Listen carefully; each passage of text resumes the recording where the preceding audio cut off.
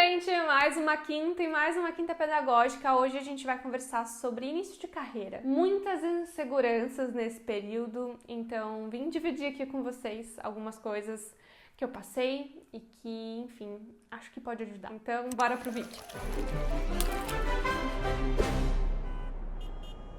Mas antes, se você tem interesse em estudar metodologia de ensino, didática, planejamento escolar, eu vou deixar os meus 2 cursos aqui na descrição, espero que ajude, além desse vídeo aqui. E assim que eu virei auxiliar de alfabetização e letramento, eu comecei a fazer alguns posts no Instagram. Eu gostava muito de documentar as etapas, né, e as minhas descobertas.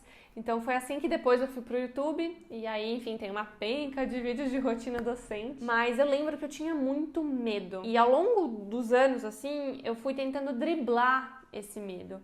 Que é algo que eu tenho até hoje, mas eu tinha pânico, sabe? De não saber dar aula direito, de certa forma, atrapalhar os alunos. Eu tinha muito medo de alguma forma ali, atrasar a alfabetização e o letramento daquelas crianças. Então, assim, por mais que eu tivesse toda uma rede de apoio na escola, a professora, a faculdade, todo mundo ali me ajudando, eu tinha, assim, um certo pavor, um certo pânico, sabe? Eu queria estar pronta. O que é estar pronta, sabe? O conhecimento não é algo esgotável, pelo contrário, é inesgotável.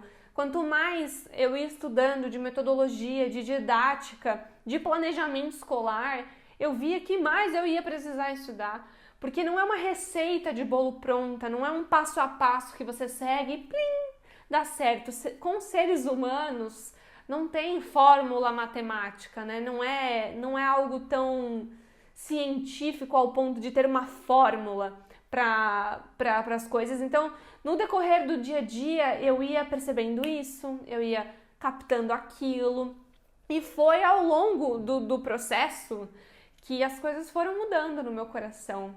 E foi aí que eu percebi, que bom que eu nunca vou estar pronta. O que mais me motiva na sala de aula é justamente essa busca constante pela educação. É justamente esse medo que eu tenho hoje, que é até mais saudável do que naquela época, que me faz sair do comodismo, que me faz olhar para os alunos e pensar, mas isso aqui não tem nada a ver com eles.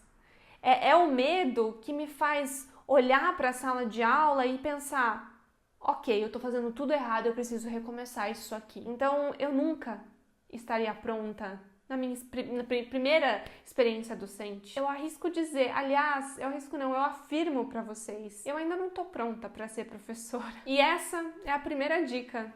Aceite que você não estará pronta. Quando a gente está apaixonado, nós nos tornamos criaturas apaixonantes. Sei que parece clichê, mas é verdade. Quando eu dou uma aula apaixonada por aquilo, eu vejo nos olhos dos alunos a paixão refletindo. Não queria romantizar as coisas, mas já romantizando, porque eu sei que é muito difícil, o dia a dia é duro, os olhares são duros. Eu tinha uma certa... A minha insegurança, ela se intensificou, na verdade, quando eu fui dar aula pro ensino médio. Aí o negócio ficou louco, porque eu tinha 20 anos quando eu comecei a dar aula pro ensino médio, em fevereiro. Em março eu fiz 21. Só que assim, dos 20 pros 21, né, whatever. Então assim, eu via no início uma certa resistência, um comentário daqui, outro acolá, mas como assim você vai ser professora? Como assim? Mas você é muito nova, mas você nem... mas você é formada? E eu falava, gente, eu sou, tudo bom? Já era formada em pedagogia, e lecionava aí com responsabilidade na letras, diploma de letras, então assim, aquela fase que tá toda documentada no canal e que hoje eu olho para aquilo e dou graças a Deus que eu documentei, porque eu posso olhar para todos os erros que eu cometia, eu percebo que foi essencial para mim, porque exatamente aquele medo que eu tinha daqueles olhares, de certa forma, que me impulsionavam ali com os alunos. Então, depois de um tempo vendo as coisas funcionando na sala de aula, então, quando eu comecei a receber elogios da coordenação, quando eu comecei a receber elogios deles, quando eu comecei a vê-los envolvidos na disciplina, eu comecei a... Na disciplina não, na literatura mesmo, né? Na criticidade das coisas. quando eu comecei a ver eles usando muito mais do que argumentos e sim respostas concretas para as coisas, quando eles encontravam ali nos livros uma realidade na vida deles nossa, professora, isso parece comigo, aquele autor, aquele poema, aquilo ali me ajudou. As coisas começaram a fazer sentido, sabe? Muito mais do que uma questão conteudista. Eu comecei a reparar que eu estava ali formando pessoas. Esse foi um grande diferencial na minha vida. Eu achava que a escola formava estudantes. Depois eu parei para pensar e falei, não, eu tô formando vidas. Isso é muito mais importante do que eu imaginava. Por isso, a segunda dica é não tenha medo de errar. Não tenha medo de errar, porque você não precisa saber tudo. Você não é uma enciclopédia que a gente abre, procura uma página, a resposta tá ali. As coisas não funcionam assim na nossa cabeça. Aliás, acho que as coisas não funcionam assim para ninguém, para nenhuma profissão. Então, não tenha medo de errar. Não tem problema, sabe? Eu tinha pavor. Uma coisa que era recorrente em mim no ensino médio, com os alunos do ensino médio, e que até hoje eu fico meio, que saco, porque eu confundia muito. Muito não, mas eu confundia autores com datas muito próximas. Então, eu lembro de um episódio que eu até relatei num vlog que eu tava vendo esses dias. Eu tinha muito receio de confundir as datas das publicações das obras, porque são muitas obras. Por exemplo, no romantismo, a gente tem primeira, segunda, terceira geração, e são datas muito próximas, e eu confundia diversas vezes as datas, e óbvio que na aula em si, estava lá no slide, ou estava na apostila, ou estava em algum lugar as datas certinhas, e obviamente, mas em um segundo eu falava, isso aqui em tal ano, não, é nesse aqui. Só que eu ficava pé na vida de errar isso. E aí, quando eu cheguei aqui no mestrado, eu vi uma professora que eu sou apaixonada nela, e que ela é uma das melhores profissionais que eu já vi na vida. Ela estava falando de um autor, e o meu colega falou assim, não é ela não é essa autora, é outra.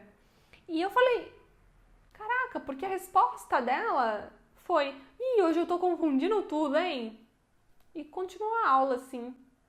Eu fiquei, uau, essa mulher que eu acho maravilhosa, perfeita, incrível, que é PhD, não se importa de confundir um autor, que dirá eu, sabe? Então, assim, eu comecei a perceber que, não necessariamente o erro é isso, né? Nós não somos um computador, e o exercício da docência não é conteudista apenas. E eu não sei até que ponto a gente é influenciado a isso. Me parece que a ideia que as pessoas têm de professor é de que o professor nunca erra, que o professor tem que ser perfeito, que para ser bom tu tem que ser, assim, a enciclopédia perfeita, maravilhosa, você tem que saber as páginas dos livros de cor, sabe? É basicamente isso que pedem. E eu fico, gente, mas não tem como ser assim, isso é impossível, isso é utópico. Então, obviamente, na minha primeira experiência docente, eu me senti extremamente despreparada. E eu ouvia que provavelmente eu era despreparada. E isso me fez perder muitas coisas. Eu perdi muitas vezes o brilho no olhar. Eu perdi aquela paixão, eu perdi a vontade, sabe? Porque eu ficava, caramba, não importa o quanto eu me esforce, eu preciso de idade, eu preciso disso, eu preciso daquilo, eu preciso disso.